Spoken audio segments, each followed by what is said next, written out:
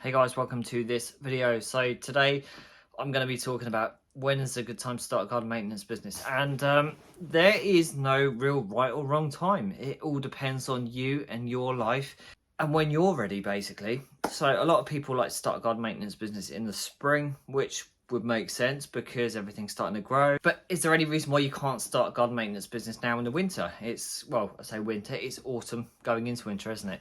So it's October, and yeah, I think you can. I think there's enough work because although things are starting to slow down a little bit in terms of like grass growth, we are still getting some growth. Even into December, you'll probably find that you're still able to cut grass because I still cut lawns into December. I don't actually slow down for a long period of time. Like the grass, if you can get on it and you can cut it, then obviously we'll cut it. As well as that, there are other things you can do in the winter months like hedge cutting. So a lot of people do their hedge cutting in sort of July, August, September time.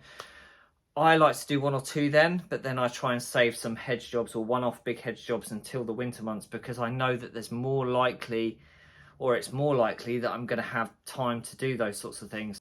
I have a lot of regular maintenance jobs as well as like set price jobs as well. So what I like to try and do is I know that every year some of my smaller jobs will tail off and then come back in the spring, which is good. I mean, when people first say that to you and you're starting out, they're like, "Oh, we're going to drop you, and then we're going to pick you up again in the spring," and you're sort of wondering, "Well, I hope they do come back in the spring." You know, it's that worrying time, like, you know, you're sort of in limbo. Do I replace the ones that have tailed off with new ones? Because don't get me wrong, you'll get inquiries through the winter months, because I do. I still get people go, "Any chance you can come and do this? Any chance you can come and do that?"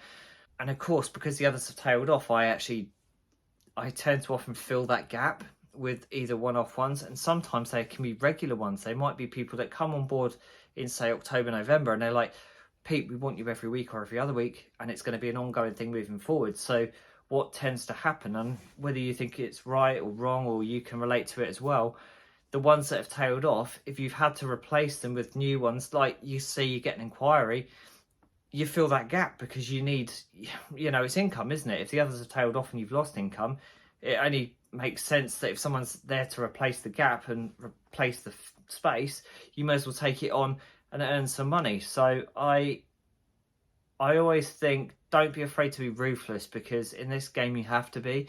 I think if somebody tails off and says, "Oh, I'll come back in spring," there's no guarantees they're gonna come back.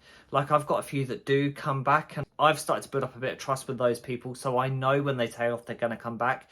So I temporarily replace their space with like one-off jobs. I very rarely get some that tail off and don't come back, but there's still no guarantees. At the end of the day, in this world there's no loyalties. If they want to not come back or they get offered cheaper services elsewhere, then they're more likely going to take it.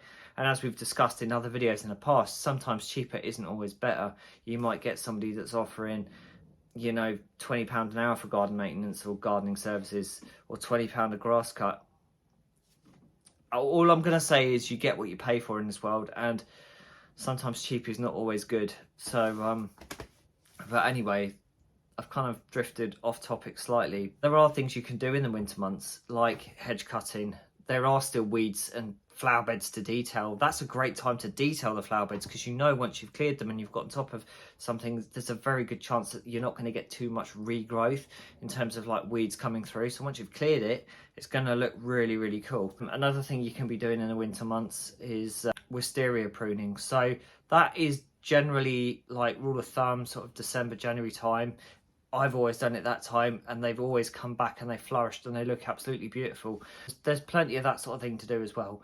I like to also prune apple trees and fruit trees. Again, you may have one of those telescopic like long pole pruners or secateurs, climb up with a ladder, loppers, whatever. But yeah, they're great things. They're great little jobs that you can do in the winter months as well. So if you find yourself scratching, pruning fruit trees, stuff like that, that's really cool. And then of course we get our November, December leaf fall, don't we? For the couple of weeks the leaves are coming down, it's absolutely mental, and you're so busy clearing leaves, raking, blowing and all that stuff. There's another job that I like to do in the winter months as well, and that's composting. Now it can be a bit backbreaking, but you know, sometimes people have those compost bins or those they've built them out of pallets in some cases, and they've had a couple of years worth of grass mulch and leaf and all that stuff in there, and it's all sort of rotted down and it's turned to like a really fine compost. So what is good to do is sometimes turn them over, and then you're sort of taking out the good stuff from the very bottom, and then all the new leaf and all the new grass that you've put on there that year you'll put into the bottom. You're just basically turning it over and giving everything a chance to kind of evenly rot down. There are some pellets that you can also buy from local garden centres that you can put in, which sort of accelerate and help the stuff rot down a bit quicker. As well as that, you can be doing jet washing, patio cleaning. Now a lot of people leave their patio cleaning until just before the spring, which kind of makes sense because then patios are going to look really, really glam when you're going into like the spring season and everything's kind of just kicking off and people are getting in the gardens and enjoying their gardens a little bit. The patio's going to look really nice. But there's no reason why you can't do that in November, December, even into January. I would say though, be careful because of the freezing temperatures that your pipes don't like freeze up. That's just something to consider if you are going to do jet washing in the winter months. But yeah, patio cleaning, jet washing, that's another thing that you can do as a gardener.